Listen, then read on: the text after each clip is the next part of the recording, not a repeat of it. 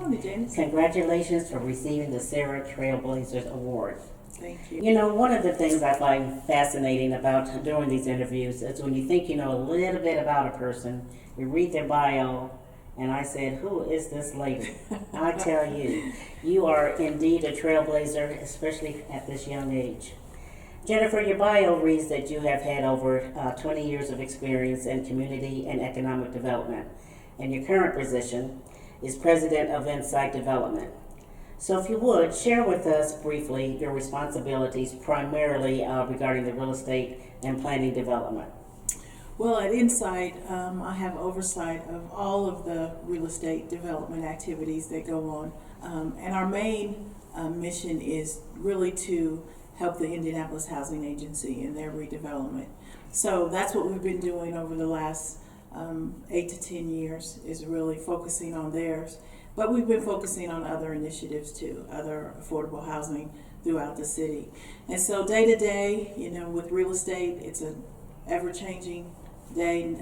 You know, your days are not the same. So it goes from, you know, making offers on properties, doing performance, talking to investors, talking to contractors, architects, engineers. So it's always a busy day. We're doing both multifamily and single family. Okay. And so we have a development deal in the works that we hope to close on in the next month.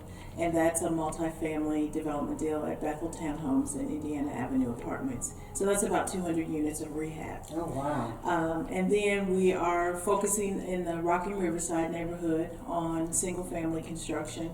We've got 3 houses going under construction and looking to do more this year. And so that involves putting in offers, finding property, doing contracts, bidding the work. So a lot going on. So share with us a little bit more about Rockin' Riverside. So Rockin' Riverside is an initiative through the Northwest Neighborhood Quality of Life Plan. Okay.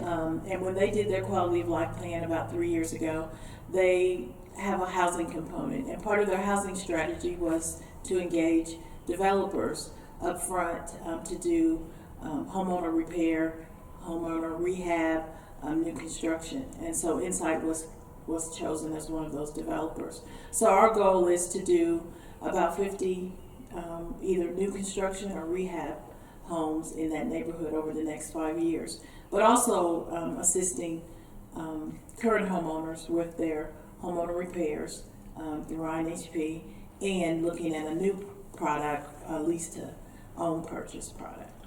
Fantastic. Let's talk a little bit about your involvement. Were you the project manager for Fall Creek Homes and Red Maple Grove, whichever one you want to speak about first?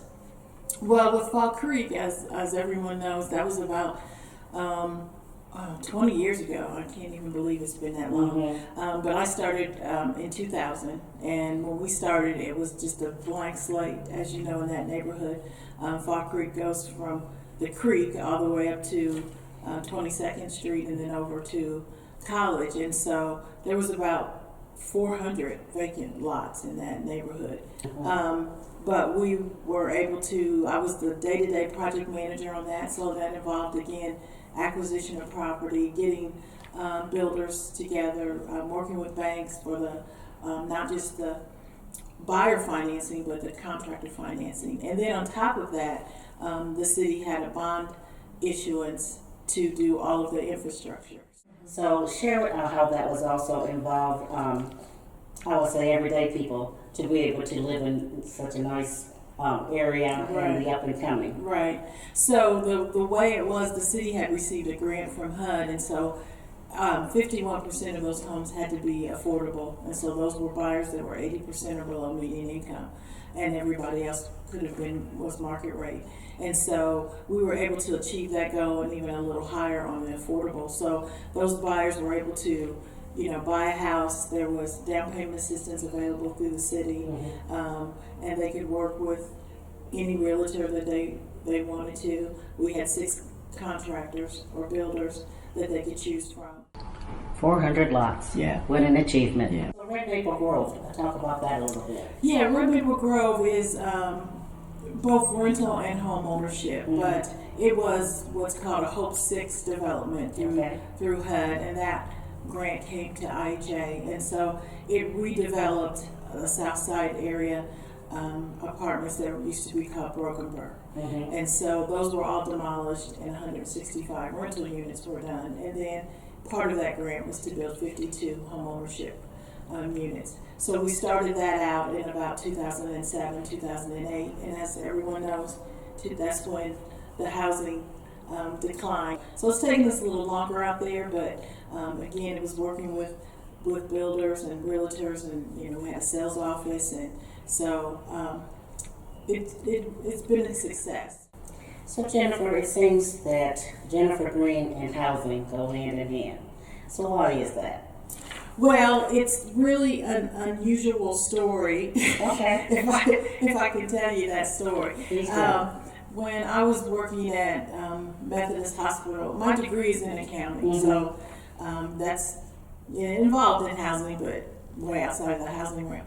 I really wasn't going to ask you about that because I know. I said, how did we do this? I know how we Okay. get from there to there. So when I was working at Methodist Hospital, I was working in the facilities department, and I was working as, on their accounting side, but their accounting side was on the construction side, so it had to do with both sides. And so I really started to getting very involved in the construction and understanding that piece of it. I had the fortunate to work with a gentleman called, his name was Ed Gibson. Okay. And Ed Gibson was one of the first registered black architects in the city of Indianapolis. And he mentored me, which I will never be able to repay him for that, but just teaching me all of that side of the world, the architects, the engineers, the construction, and that kind of thing. Well, we went through like a reorganization, and they kind of eliminated my position. And part of that, you got career counseling out of that. And when I went through that process, the career counseling said, you know what, you should really be in project management, and which I'd never even thought about. And so that's kind of how I got started. It was losing a job and finding another career and getting into that. And so then going from there and working for Eastside Community Development, which was a CDC on the east side. Yes. And that's really where I got my start in working through community development. And you're right, I mean, it's just been something that I've loved and done all of these years. So share with us what Jennifer Green, especially since we know housing issue, what would you like the listening audience to, words of wisdom, let's just say that. A takeaway. A takeaway. Well, I would say, a lot of times you don't know, what you want to do in life. Mm-hmm. And sometimes it just falls in your lap, and you realize that that's your passion. And so I think if something falls in your lap, don't always just run away from it. Take it, at least try it and see what happens. Because this has been my life, for the last 20 years, and I really enjoy it.